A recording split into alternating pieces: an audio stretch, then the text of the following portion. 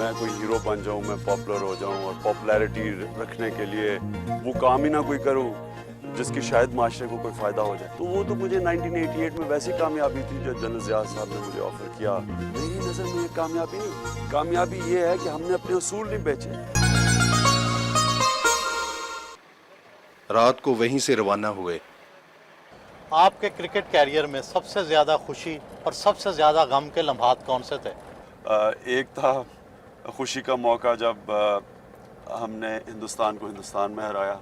Team हमारी कमज़ोर थी, अंपायर उनके थे, उधर जीतना वो एक बहुत बड़ी अचीवमेंट थी। और उसके बाद जो वर्ल्ड कप जीतना, गम सबसे ज़्यादा लाहौर में वर्ल्ड कप हारने का 87 में, जब आधी पब्लिक रो रही थी लाहौर की और हमारी टीम उनसे ज़्यादा अच्छी थी ऑस्ट्रेलिया से।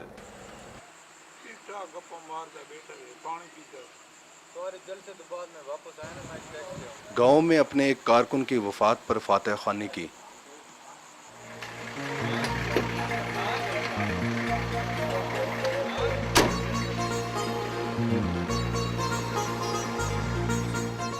आपकी कप्तानी में पाकिस्तान ने वर्ल्ड कप जीता, अब क्रिकेट ज़वाल का शिकार क्यों है?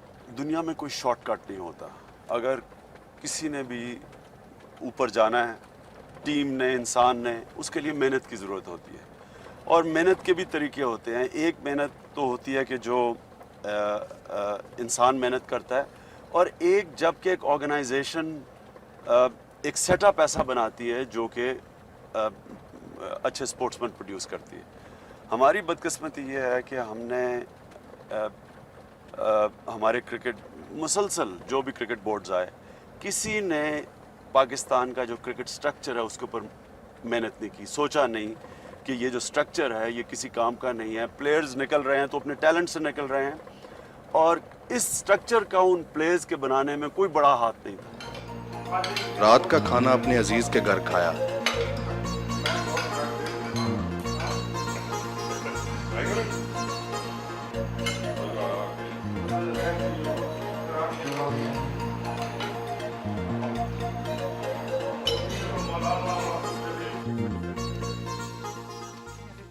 सियासत में आने से पहले आप पूरी कौम के महबूब करिश्माती हीरो थे। सियासत में आने से आप मुतनाज़िया नहीं हो गए? देखिए, इंसान दुनिया में इसलिए नहीं आता कि वो एक हीरो बन जाए या वो एक पॉपुलर हो जाए।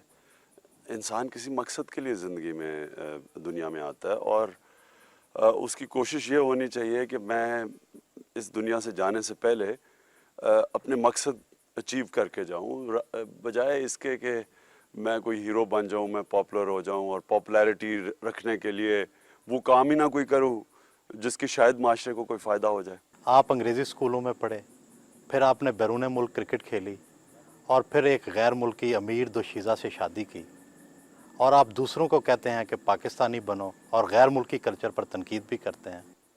अंग्रेज़ी स्कूल में पढ़ा, इसलिए मुझे ये एहसास है कि इंग्लिश मीडियम स्कूलों में जिस तरह की तालीम दी जा रही है, हम मगरबी कल्चर का हमें ग़ुलाम बना देती है, और इसलिए मैं उसकी तनकीद करता हूँ। मैं जब लोगों को कहता हूँ पाकिस्तानी बनो, मैं इसलिए कहता हूँ कि जो भी कौम किसी और तहज़ीब की ज़हनी ग़ुलाम बन जाती है, वो कभी आगे नहीं बढ़ सकती, वो फिर ग़ुलाम ही रहती है। जहाँ मैं ये कहना कि कोई मगरबी ख़ातून से शादी की, इसमें तो कोई शक नहीं, लेकिन देखिए, मैं मुसलमान पहले हूँ, फिर पाकिस्तानी हूँ, और मुसलमान को सारी अल्लाह रब्बुल आलमीन है, आलम का खुदा, सब इंसानों का खुदा है। कोई भी इस मुल्क में आके रहना चाहता है मुसलमान बन के, बिस्मिल्लाह, इसमें तो कोई तज़ाद नहीं है।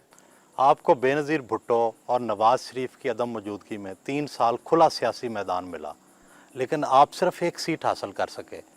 ये तो बहुत बड़ी सियासी नाकामी नहीं है? कामयाबी क्या सियासत में और नाकामी क्या है?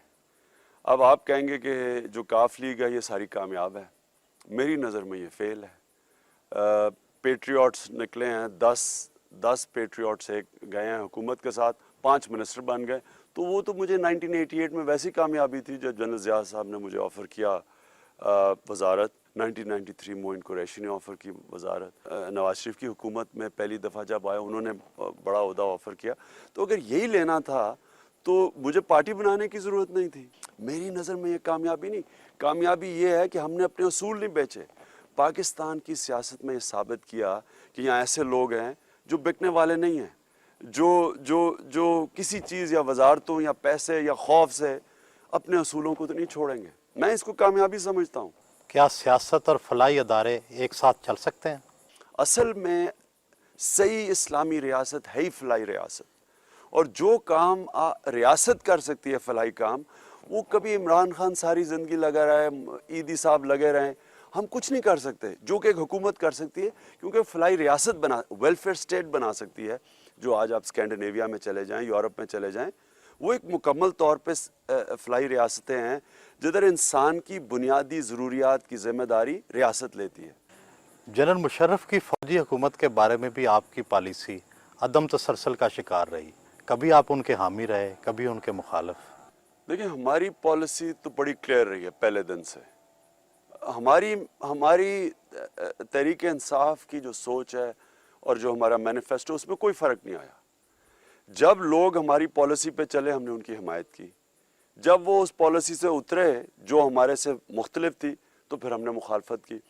आप किस साल तक वज़ीर आज़म बन जाएंगे? ये कहना मुश्किल है, लेकिन मैं ये समझता हूँ कि इंशाल्लाह कामयाब होऊंगा। लेकिन मैं चाहता हूँ कि मैं वो वज़ीर आज़म बनूँ जो जब वज़ीर आज़म बने तो मुल्क में अपने मैनिफेस्टो को अमल में ले आए। वो वज़ीर आज़म ना बने जिसके हाथ बंधे हों, पीछे एस्टेब्लिशमेंट बैठी हो, वो डिक्टेशन दे रही हो, एजेंसीज़ मुल्क चला रही हों और मैं एक पुतला बैठा हूँ।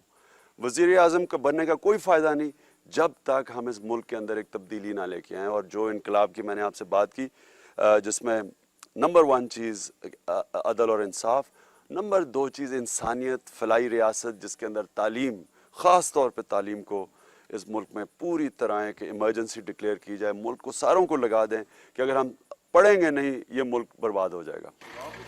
रात गए वो इस्लामाबाद के लिए रवाना होने लगे तो हमने उनसे इजाज़त चाही।